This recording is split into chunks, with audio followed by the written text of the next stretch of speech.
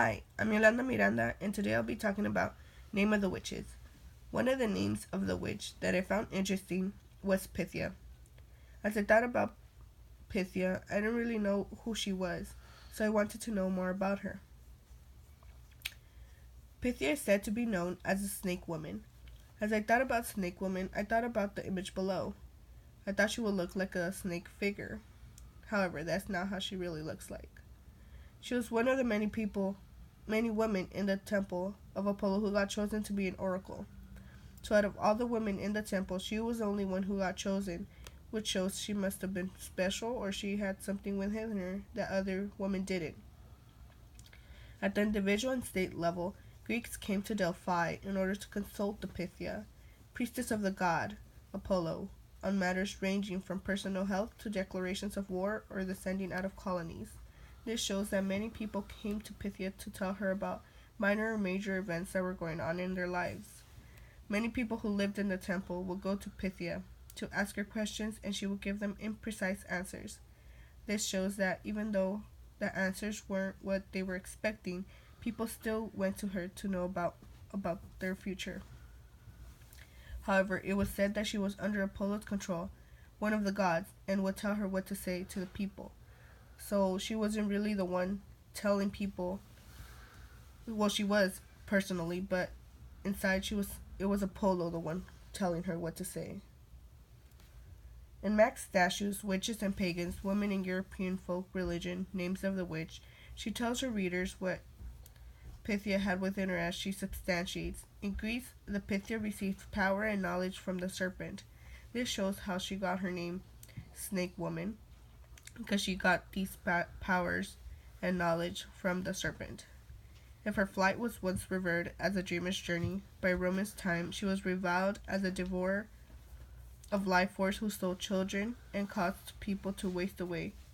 This shows that Pythia had a negative side towards her by how it was said here that she would steal children and she didn't really care about others.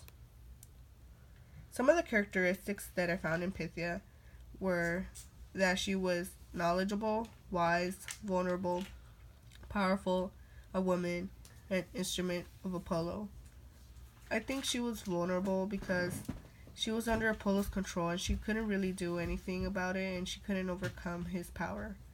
Powerful, I guess, because she was under Apollo's control and she had the total power that Apollo gave to her. An instrument because she was being used for his reasons to, I guess, get close to the people or something. A witch that reminded me of Pythia was the Witch of Endor. The Witch of Endor has historical facts in relation with King Saul. Many who lived in King Saul's temple were told not to ever be seen or near a witch, and that's when he banished all witches from his temple. However, even King Saul went for her help when he wanted to know how he could defeat his enemies during that time. And he even disguised himself when he went to her because he didn't want to be recognized by others. But Saul is desperate for help in the upcoming battle and summons the spirit of Samuel. And she summons the spirit of Samuel. The evil woman had power over the righteous Samuel, so she took over this person in order to be talking to King Saul. Some of the similarities that I found in both Pythia and Endor were that they both searched by the people for the powers. One of them because they wanted advice from her, and the other one because they wanted to know more about their future, like King Saul went to Witch Endor.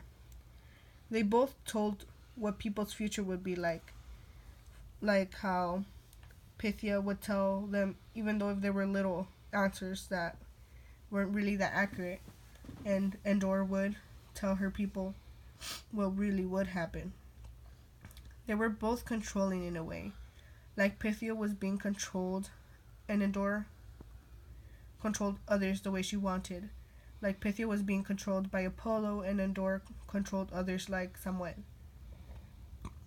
I found these two interesting because they both were chosen to be witches and had these special powers that helped others in their temple. And this concludes my presentation. If you have any comments or questions, please comment down below.